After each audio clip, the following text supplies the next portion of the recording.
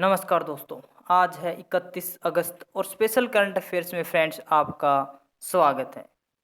आज का हमारा पहला क्वेश्चन है, निर्यात तत्परता सूचकांक क्या होता है? What is an export readiness index? तो भारतीय राज्यों की निर्यात तत्परता का मूल्यांकन करने के लिए निर्यात तत्परता सूचकांक के निर्माण का विचार सर्वप्रथम 2019 में नीति आयोग के समक्ष आया था। In order to evaluate the export readiness of Indian states, the idea of creation of export readiness index first came before Niti Aayog in 2019। प्रतिस्पर्धी संघवाद की भावना को मद्देनजर रखते हुए नीति आयोग का निर्यात तत्परता सूचकांक उन सभी कारकों का आंकलन करता है जो किसी राज्य अथवा केंद्र शासित प्रदेश के निर्यात प्रदर्शन को निर्धारित करने में अनिवार्य भूमिका अदा करते हैं। निर्यात तत्परता सूचकांक का मुख्य उद्देश्य भारतीय निर्यात क्षेत्र के लिए चुनौतियों और अवसरों की पहचान करना, सरकारी नीतियों की प्रभावोत्पादक को बढ़ाना और एक सुविधाजनक नियामकीय संरचना को प्रोत्साहित करना है। निर्यात तत्परता सूचकांक की संरचना में कुल 4 स्तंभ नीति, व्यवसाय परितंत्र, निर्यात तंत्र, निर्यात निष्पादन शामिल हैं। इसके अलावा इन सभी स्तंभों में कुछ उप स्तंभ भी शामिल हैं। बैड बैंक की अवधारणा क्या है? What is the concept of bad bank? तो बैड बैंक एक आर्थिक अवधारणा है जिसके अंतर्गत आर्थिक संकट के समय घाटे में चल रहे बैंकों द्वारा अपनी देयदाताओं को एक नए बैंक को स्थानांतरित कर दिया जाता है। ये बैड बैंक कर्ज में फंसी बैंकों की राशि को खरीद लेते हैं और उससे निपटने का काम भी इन्हीं का ही होता है। Bad bank is an economic concept under which at the time of economic crisis the loss making banks transfer their liabilities to a new bank.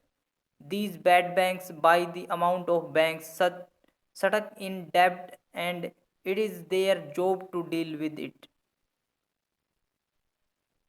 जब किसी बैंक की गैर निष्पादनकारी परिसंपत्तियां सीमा से अधिक हो जाती हैं तब राज्य के आश्वासन पर एक ऐसे बैंक का निर्माण किया जाता है जो मुख्य बैंक की देयदाताओं को एक निश्चित समय के लिए धारण कर लेता है।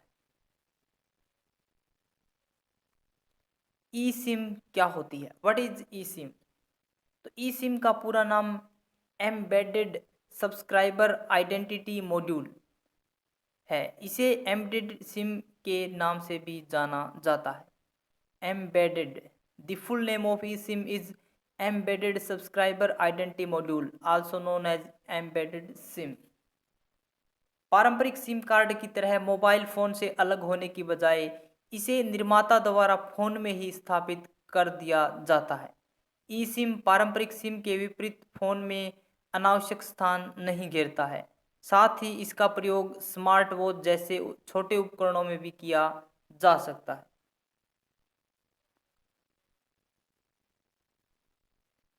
ईपीपीओ प्राप्त करने की प्रक्रिया कैसी है? How is the process of obtaining an EPPO?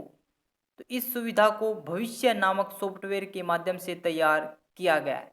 This feature has been created through a software called Bhavishya.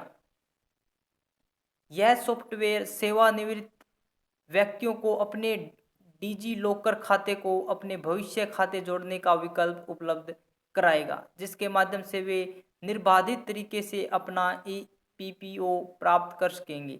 यह विकल्प सेवानिवृत्त होने वाले व्यक्तियों को सेवानिवृत्त संबंधी फार्म भरने के समय एवं फार्म जमा करने के बाद भी उपलब्ध होगा।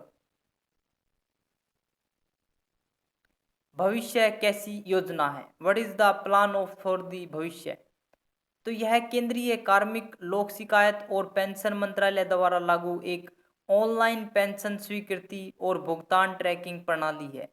It is an online pension acceptance and payment tracking system implemented by the Union Ministry of Personal Public Grievance and Pensions। यह प्रणाली व्यक्तिगत और प्रशासनिक अधिकारियों के स्तर पर पेंशन तथा अन्य सेवानिवृत्ति लागू लाभों की ट्रैकिंग की सुविधा प्रदान करती है। इस प्रणाली के माध्यम से सेवानिवृत्त कर्मचारियों को एसएमएस या ईमेल के माध्यम से पेंशन अनुमोदन प्रक्रिया की प्रगति के बारे में जानकारी उपलब्ध कराई जाती है।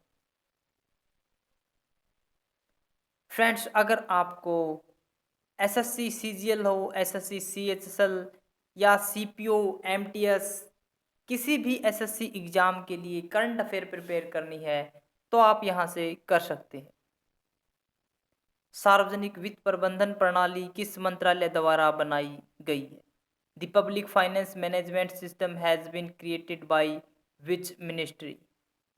तो यह एक वेब आधारित ऑनलाइन सॉफ्टवेयर एप्लीकेशन है जिसे वित्त मंत्रालय के लेखा महानियंत्रक सीजीए के कार्यालय द्वारा विकसित और कार्यान्वित किया जाता है।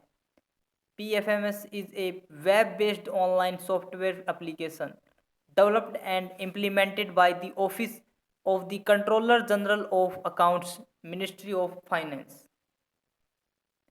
इसकी शुरुआत 2009 में योजना आयोग की केंद्रीय अक्षेत्र योजना के रूप में की गई थी। इसका उद्देश्य एक कुशल निधि प्रवाह के साथ ही भुगतान सह अकाउंटिंग नेटवर्क की स्थापना के माध्यम से भारत सरकार के लिए एक मजबूत सार्वजनिक वित्तीय प्रबंधन प्रणाली की सुविधा प्रदान करना है। डिजी लॉकर किसके द्वारा विकसित किया गया है? DigiLocker is developed by which ministry? तो यह केंद्रीय इलेक्ट्रॉनिक्स और सूचना प्रौद्योगिकी मंत्रालय द्वारा डिजिटल इंडिया कार्यक्रम के तहत शुरू की गई एक प्रमुख पहल है। This is a major initiative launched under the digital India programme by the union ministry of electronics and information technology. इसका उद्देश्य दस्तावेजों को ई हस्ताक्षर सक्षम बनाकर उन्हें इलेक्ट्रॉनिक्स एवं ऑनलाइन उपलब्ध कराना है। ई दस्तावेजों की प्रमाणिकता सुनिश्चित करके नकली दस्तावेजों के उपयोग को खत्म करना, सरकारी विभागों और एजेंसियों के प्रशासकीय उप परिव्यय को कम करना एवं नागरिकों के लिए सेवा प्राप्त करना आसान बनाना आदि इसका प्रमुख उद्देश्य है। अनुच्छेद 15(4) में क्या दिया हुआ है? What is given in article 15(4)? तो इस अनुच्छेद के अनुसार राज्य को सामाजिक और शैक्षणिक रूप से पिछड़े वर्ग के नागरिकों या अनुसूचित जाति और अनुसूचित जनजाति की उन्नति के लिए विशेष प्रावधान करने से नहीं रोका जाएगा। According to this article, the state will not be prevented from making special provisions for the advancement of socially and educationally backward class citizens or scheduled caste and scheduled tribes। इसका जो मुख्यतः जो प्रावधान किया गया है वो है नागरिकों के सशक्तिकरण से संबंधित है। अनुच्छेद 16(4) इस अनुच्छेद के अनुसार राज्य को नागरिकों के किसी भी पिछड़े वर्ग के पक्ष में नियुक्तियों या पदों के आरक्षण के लिए कोई प्रावधान करने से नहीं रोका जाएगा यदि राज्य की राय में राज्य के तहत सेवाओं में उस वर्ग का पर्याप्त रूप से प्रतिनिधित्व नहीं है तो यह प्रावधान मुख्यतः नागरिकों के रोजगार से संबंधित है। प्रधानमंत्री राष्ट्रीय बाल पुरस्कार किस मंत्रालय द्वारा दिए जाते हैं? Prime minister national children award is given by which ministry? तो महिला एवं बाल विकास मंत्रालय, ministry of women and child development.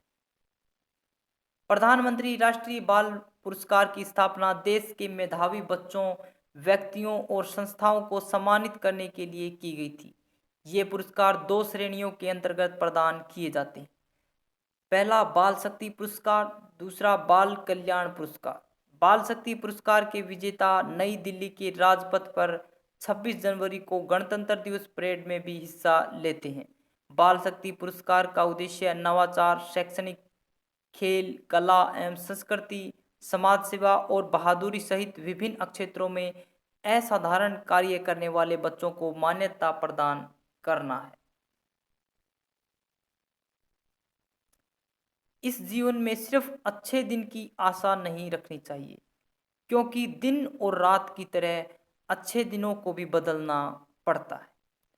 अगर हम सोचते रहते हैं कि हमेशा हमारे दिन अच्छे चलते रहें तो एक दिन ऐसा आएगा कि हम अच्छे दिनों की कह सकते हैं कि कदर वैल्यू हमारे जीवन में नहीं रहेगी, क्योंकि जब तक किसी को दुख का ही नहीं पता होगा तो उसे सुख का पता कैसे हो सकता है।